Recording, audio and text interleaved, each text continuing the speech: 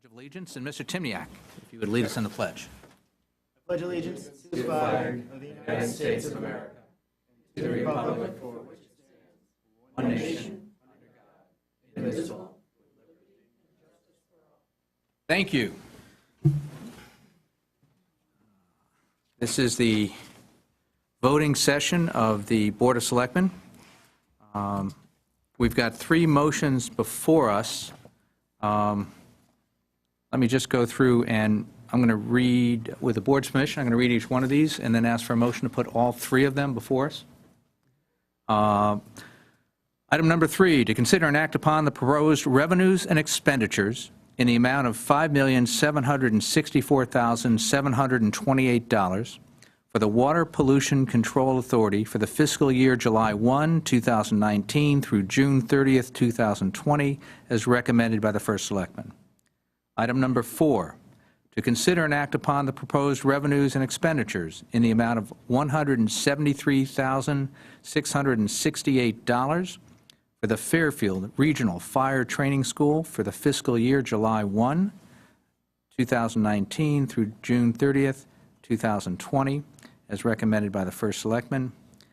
And under item 5, to consider and act upon proposed revenues and appropriations in the amount of $317,813,914 for the general fund for the fiscal year July 1 through June 30th, 2020, as recommended by the First Selectman. May I have a motion to put all three of those before us? I'll make a motion. A second. Second. All right, those items are all before us. Any comments or suggestions at this time? The Finance Department has graciously worked with us in putting together an amendment, which we discussed at Monday's meeting. I'd like to make a motion to adopt that amendment to the budget which was submitted to us. All right, and that's contained in this document entitled Potential Fiscal 20 Budget Adjustments, revised 3/13/2019. Yes. Is there a second? Second. All right, any further discussion on this item and the amendment? All right, just to be clear, this is roughly the same schedule that you had us discuss on Monday, so we had a chance to review this already. Is that correct, Linda? Yes. All right, the only change is that there was at one point the thought of putting in the $700,000, approximately $700,000 state teacher pension cost, or teacher state pension cost item on here, and that is not included in this. Yes, that is not included. So by voting on this, unless we make any other changes, we are not accounting for any transfer in state pension costs to the town. Correct. Okay. Everybody clear on that? And just for the record, I did follow up with CCM, Connecticut Conference of Municipalities, and got some mixed reviews as to how likely they thought this cost transfer was. I suspect that it's just too early in the process to be absolutely sure what's going to take place. So I just want to let you know, and Chris, I know you've been involved in this. Any thoughts on your side? Yeah, absolutely. This is one of the items which I think as a town we have to fight tooth and nail. And I think including it in our budget right now would show a sign that we are willing and prepared to handle this, in which case we are not. I think it's been very clear that the Board of Selectmen feels that the state has failed their duties in funding the teacher pensions for the last 20 years. They've had a problem they have not addressed. By passing it off to the municipalities in the manner in which they're doing it, I think is the wrong precedent to set. I understand the amount of unfunded mandates which keep coming back to municipalities. This one crosses a line in the sand for me. I'm adamantly against it.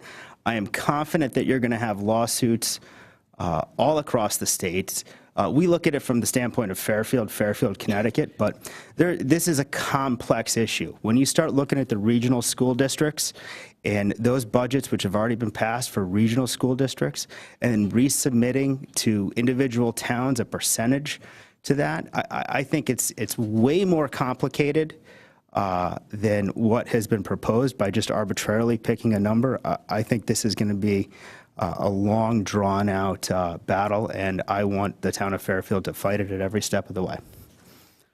Mr. Bateson, did you have any comments or thoughts? Yeah, I agree with both you guys. I think that the start of this conversation, it's just going to be a never-ending relationship with the state, and it's never going to work out in our benefit. I agree with what you said, that, you know, this is a failed promise on their end with the teachers union, and, you know, they're just pushing their problems down to us. And I think, to Chris's point, if there's ever a time to stand up and, you know, put a line in the sand, now is the time.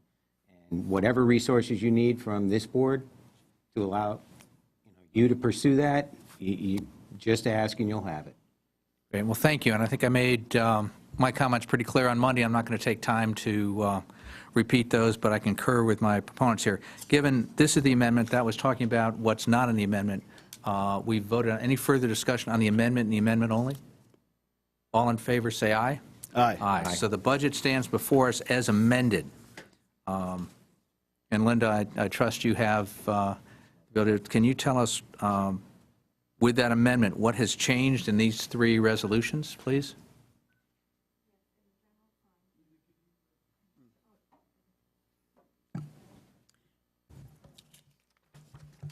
The general fund, the total. That's item number 5. I'm sorry.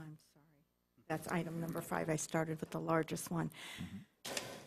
The total budget is $317,560,021.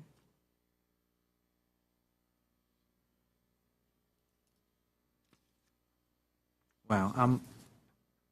Forgive me, but I'm looking at something that shows an 87,000 difference here on the adjustments page. Only Looks like it's, you're reducing your expenditures by the budget expenditures of 253,000, Mike. right, but this is proposed revenues and expenditures. This shows kind of a Yeah, net. we'll make that up in the current year taxes, the revenue adjustment, the revenue. You don't vote on the taxes. You don't vote on the Taxes taxes. is the balancing item. It's the balancing item. All right, could you just step us through this adjustment then? Because I'm, Sorry. You know what, this Mike? shows a net zero between revenues and expenses. Mike, you're right. Let me just get the correct number.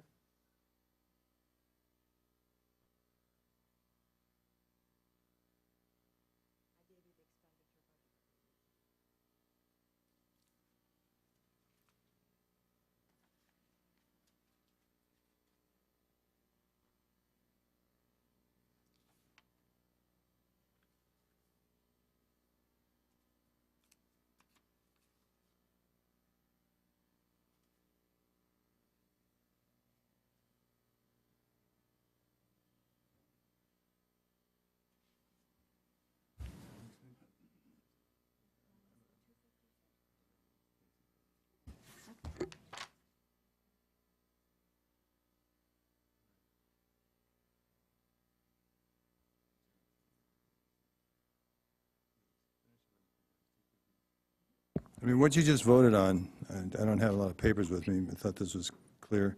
What we just voted on was to reduce the expenditures by $253,893 and to reduce the revenue, i.e. unfavorable on the revenue side, $166,000. With that vote, the makeup, you have an increase in,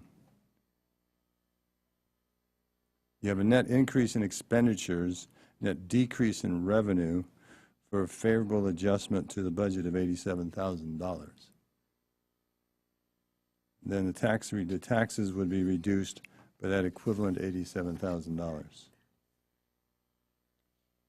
So the budget you're voting on is the 317,813, and you subtract from that the 253, and you get the 317,560,021 that Ms. Gardner just mentioned.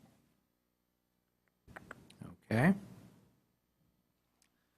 Just don't want to have this has to come back, since tomorrow this goes on to the Board of Finance.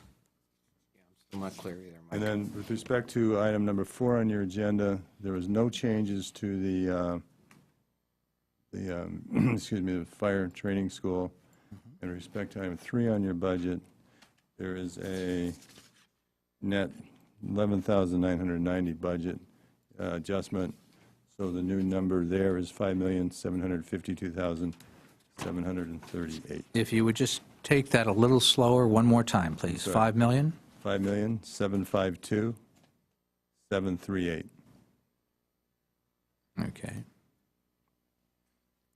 And this would, going back to item 3 does not affect our mill rate. That's covered by sewer use fees. Correct. Item 4 is self-sustaining, covered by other revenues and a contribution from the town. And that contribution from the town hasn't changed, and that's included in our budget in item 5. So with the new revised amended budget of $317,560,021, what would the recommended mill rate be at that number?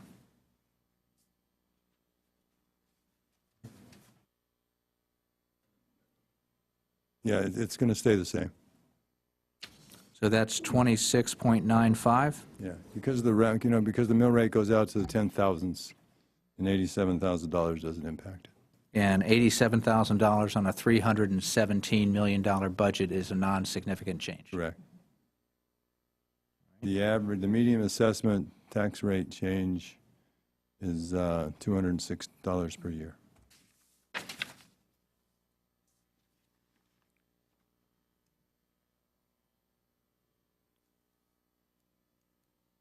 All right, and in essence, since the mill rate's the same, the percentage increase in the mill rate is the same, so that's still 2.24%. All right, any questions from the board? We good? Yeah. Mr. Timniak? Yep. Yes. Anything else you would like to discuss before we vote? Yes. Just want to, I don't take lightly the fact that I'm voting on a $317 million budget. I have looked into it pretty extensively. We come at this from years of experience, knowing what the numbers are going to be, what we expect them to be. We take in reality, increases to our employees, the union contracts. The big thing in this budget, which I'm very concerned about, is again, another year where we sit on this board where we have unfunded mandates coming from the state of Connecticut.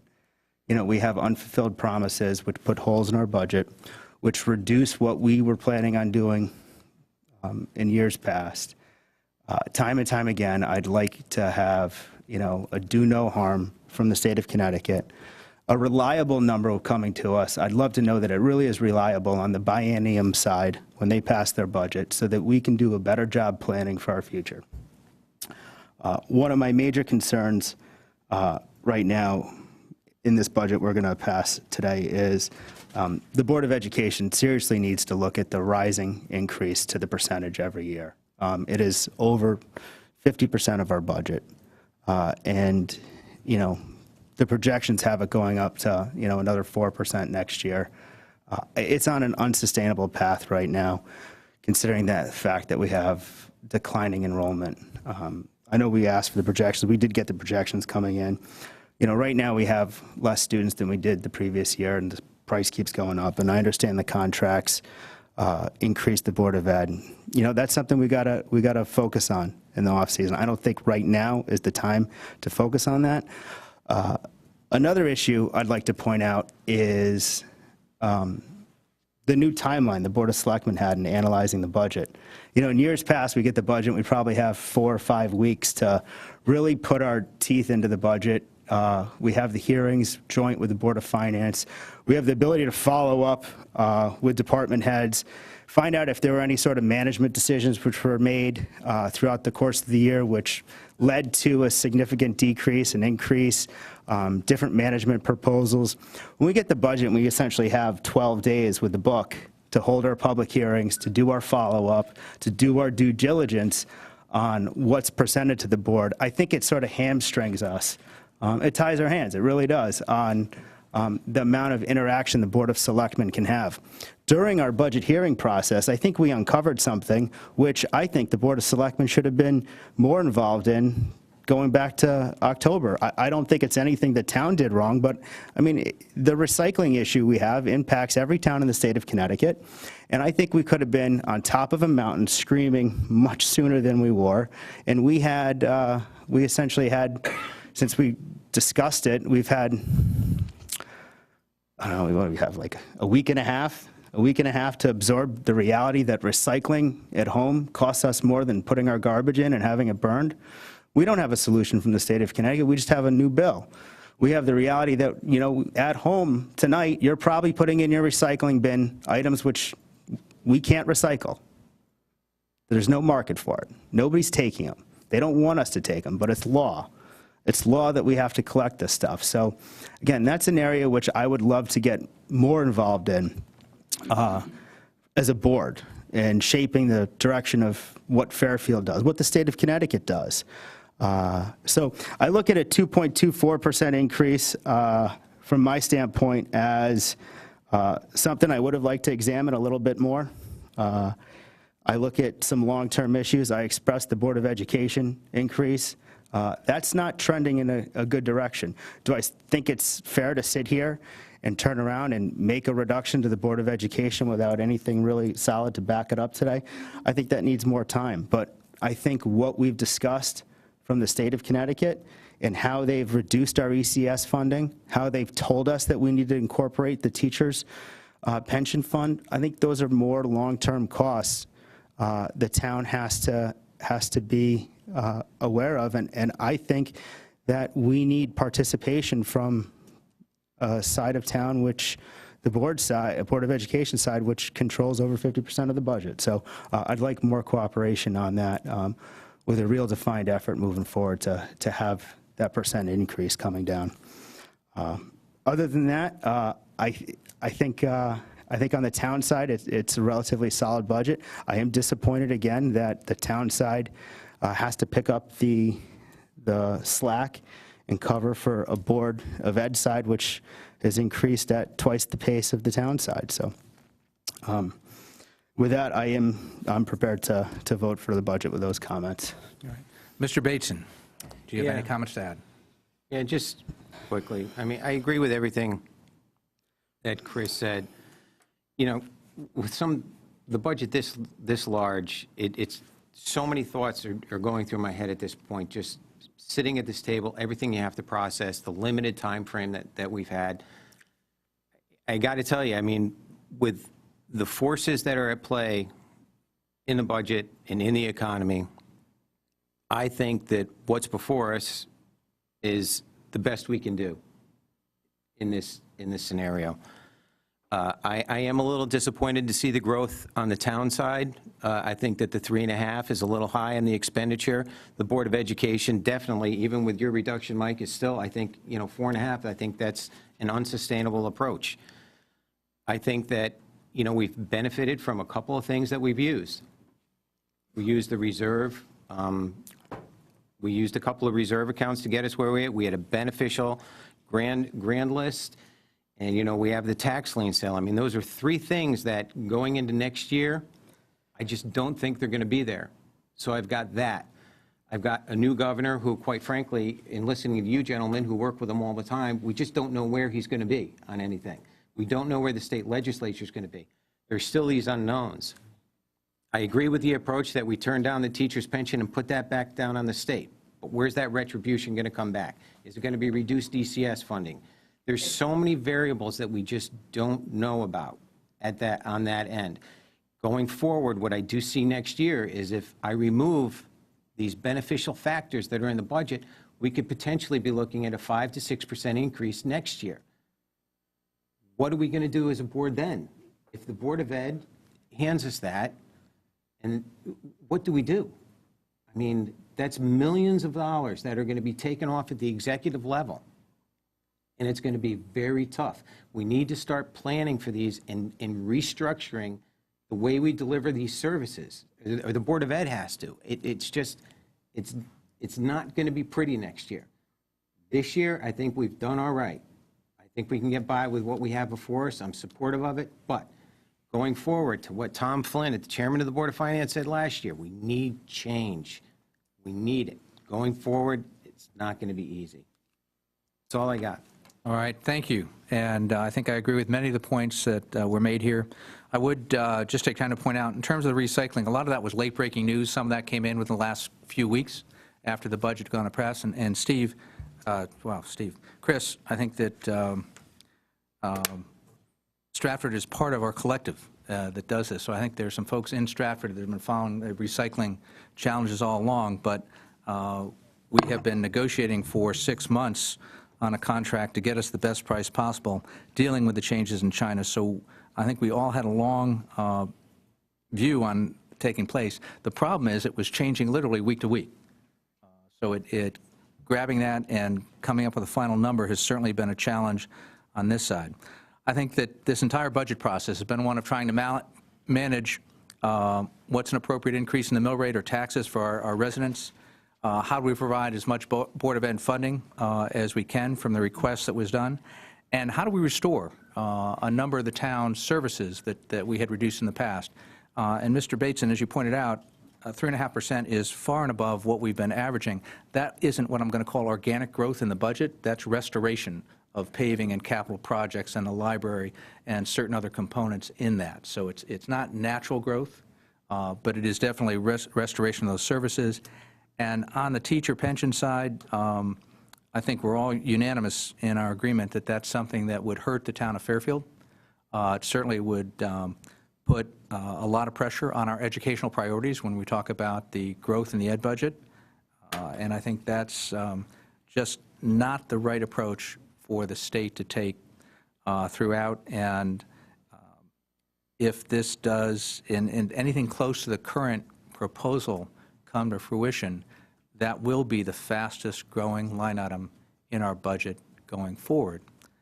So in looking at all of that, all these are about compromises and trying to balance this and trying to balance the needs of our Board of Ed with the needs of our taxpayers, with the needs of the town in terms of restoring some of the services that we'd adjusted in recent years. So for all those reasons, I think this is a very reasonable budget to put forward in. Certainly when you look at our 5-year trends, I think it lines up very well. If we've been averaging a 2% a year tax increase over 5 years with minimal grand list growth, I think that speaks well to the town and Board of Ed working together. But I concur as with both some of the comments made earlier by this board in general and certainly today, that it really is a partnership with the Board of Ed, and we really need to work together on that. And I think it was pointed out by the chair of the Board of Ed that we need to start talking together sooner, perhaps as early as this summer, to start working together on this, and I would look forward to having an opportunity to do that. So with that, are we ready to vote? Yes. All in favor? Let's take it one at a time here. Okay, to start with item 3, then 4, then 5? Sure. All right. Item 3 is before us. This is to consider and act upon the proposed revenues and expenditures in the amount of $5,752,738 for the Water Pollution Control Authority for the fiscal year July 1, 2019 through June 30th, 2020, as recommended by the first selectman. All in favor, say aye. Aye. Aye. Item 4, to consider and act upon the proposed revenues and expenses in the amount of $173,668 for the Fairfield Regional Fire Training School for the fiscal year July 1, 2019 through June 30th, 2020, as recommended by the first selectman. All in favor, say aye. Aye. Aye. All right, thank you. And to consider and act upon the proposed revenues and appropriations in amount of $317,560,021 for the general fund for the fiscal year July 1, 2019 through June 30th, 2020, as recommended by the First Selectman. All in favor, say aye. Aye. Aye, thank you. That still leaves us with a recommended mill rate of 26.95, and was pointed out earlier, that's approximately a $206 per year increase for the median taxpayer. With that, may I have a motion to adjourn? Make a motion? A second? Second. All in favor? Aye. Aye. See you all at the Board of Finance meeting.